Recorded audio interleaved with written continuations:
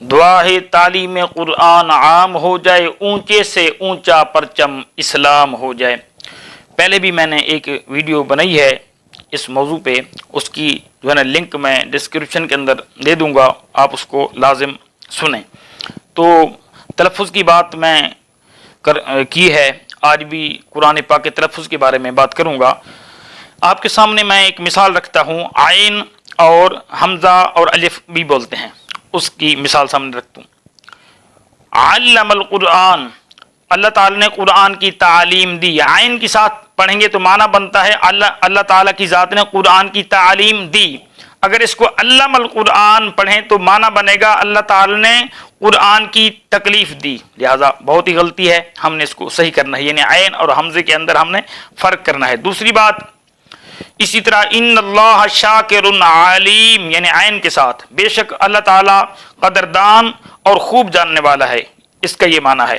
ان اللہ شاکر علیم، یعنی حمزہ کے ساتھ پڑھیں گے تو معنی کیا بنے گا؟ بے شک اللہ تعالیٰ قدردان اور دردناک ہے۔ کتنا غلط معنی ہو گیا ہے، جو قرآن کا مطلوب ہے، مقصود ہے، وہ حاصل نہیں ہوگا تو پھر ہمیں قرآن پاک پڑھنے کا کیا فائدہ ہوگا؟ لہٰذا ہم نے قرآن پاک کو صحیح کرنے کی کوشش کرنی ہے، بار بار یہ میں زور دیتا ہوں، آپ توجہ فرمائیں۔ اور اسی طرح الحمد شریف کی بھی میں نے مثال عین اور حمزہ کی دی تھی، وہ ڈسکرپشن کے اندر میں لنک دے دیتا ہوں، وہ آپ اس کو بھی غور کے ساتھ مطالعہ فرمائیں۔ اسی طرح قاف اور کاف کا فرق، یعنی دو نقطوں والا قاف اور کتاب والے کاف کے اندر فرق، یعنی قل هو اللہ احد، جو روزانہ ہم پڑھتے ہیں، کسی کے ایصال ثواب کے لیے جاتے ہیں وہاں بھی یہ پڑھتے ہیں، معنی ہے اے محبوب علیہ الصلوۃ والسلام آپ کہہ دیں، آپ فرما دیں کہ وہ اللہ ایک ہے۔ قل یعنی دو نقطوں والے کاف کے ساتھ۔ اگر اس کو ہم کتاب والے کاف کے ساتھ پڑھتے ہیں کل هو اللہ احد تو معنی بنے گا کھو وہ اللہ ایک ہے۔ تو لہٰذا دیکھیں، آپ خود دیکھ لیں، خود سمجھنے کی کوشش کریں کہ کتنا ہم غلط پڑھ رہے ہیں، روزانہ کی بیس پہ ہم پڑھتے ہیں۔ اور میں نے بڑے بڑے ماسٹر کی ڈگریوں والے لوگوں کو دیکھا ہے کہ وہ قرآن پاک صحیح نہیں پڑھتے، لہٰذا آپ قرآن پاک صحیح کرنے کی کوشش کریں۔ اسی طرح انا انزلناہ فی لیلۃ القدر، اللہ تعالیٰ فرماتا ہے کہ بے شک ہم نے اس کو لیلۃ القدر کے اندر نازل فرمایا، یہ ہے اس کا معنی۔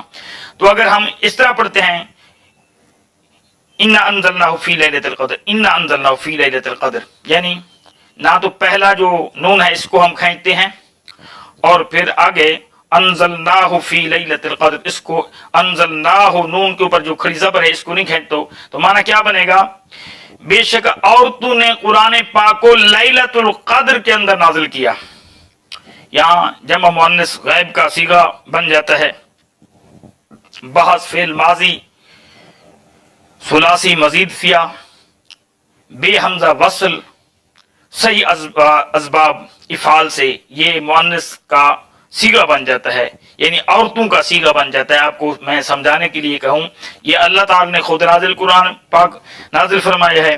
جب ہم اپنی بے تکی کی وجہ سے اور بے توجہی کی وجہ سے بے تکے طریقے کے ساتھ پڑھیں گے، بہت افسوس آتا ہے، ارمان لگتا ہے، دکھ لگتا ہے کہ ہم قرآن پاک کو کیسے پڑھتے ہیں اور پھر ہم کہتے ہیں ہمیں فائدہ نہیں ہوتا۔ لیلۃ القدر، یہ سورت قدر کی بہت بڑی شان ہے، لہٰذا تلفظ صحیح کرنا ہے، ہم نے صحیح طریقے کے ساتھ پڑھنا ہے۔ انا انزلناہ فی لیلۃ القدر، اللہ تعالیٰ فرماتا ہے کہ بے شک ہم نے قرآن پاک کو لیلۃ القدر کے اندر نازل کیا ہے۔ اگر اس طرح عام طور پہ ہم پڑھتے ہیں انا انزلناہ فی لیلۃ القدر تو معنی کیا بنے گا؟ بے شک عورتوں نے لیلۃ القدر کے اندر قرآن پاک کو نازل کیا ہے۔ اسی طرح قاف اور کاف کا فرق جانیں۔ قاف کا ختم اللہ علی قلوبہم، اللہ تعالی نے کافروں کے دلوں پر مہر لگا دی، یعنی قلب کا جو معنی ہے وہ دل ہے، اور قلب کی جمع قلوب ہے، اور قلب کا معنی یعنی کتاب والا جو کاف ہے اس کے ساتھ اگر معنی کریں تو قلب کا معنی سورہ کہف کے اندر کتا بیان کیا گیا ہے، اور لغت کی کتابوں کے اندر کتا بیان کیا گیا ہے، تو لہذا اگر اس کو ہم ختم اللہ علی قلوبہم پڑھتے ہیں تو معنی کیا بن جائے گا؟ اللہ تعالی نے کافروں کے کتوں پر مہر لگائی۔ اسی طرح